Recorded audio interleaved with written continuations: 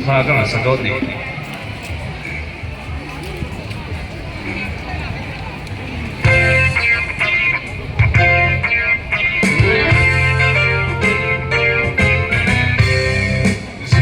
Sohuya sikua rong changin kokoka ingan fia siluka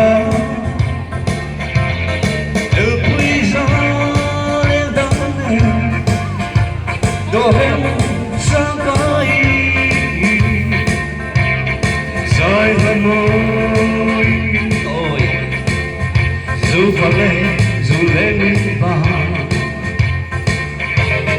Yudai ko Ita Natunge Kilkuti Tangrema Zai Dibodi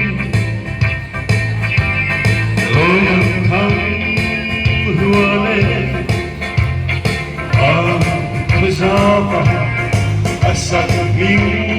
ancoye fusian dia minumo yang hailo lem soksinga rai la dia tiang chon arelo dem anhun ka Râu súng đi lăn khóc Yêu thầy hiên cắt môi lộ Càng ai cũng chẳng nắng nghe Yêu đời cũng ta ăn lúc nghe Kể khoan trinh trong đêm mà Giải tình khối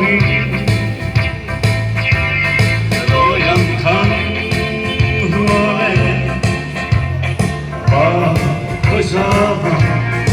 asal ancoye fusian dia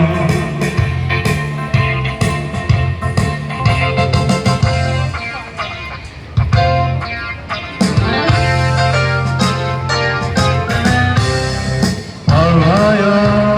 청송의 헤이정싱아 앞에야 Hãy núi môi về núi chiếm được đâu ăn ngon sống lục về thần hồn vào và sơ tra buồn buồn đắm lên hầu yêu lại cùng ta nghe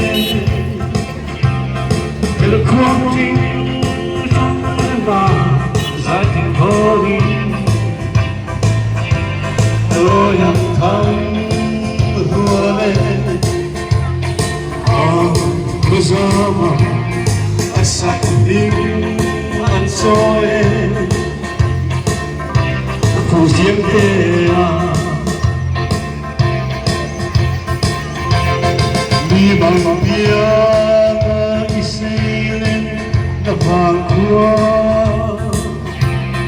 iklan thăng đi lên dòng riêng nào hiếm mất trôi mơ nó có chỉ là đi xua ba nào thấy suy đúng lo mà kiếm nghe yêu đời cùng ta nghe kể khoan trinh trong đêm mà giải tình khối lối lang thang hùa lên bersama asal ancoye giếng tè phù giếng tè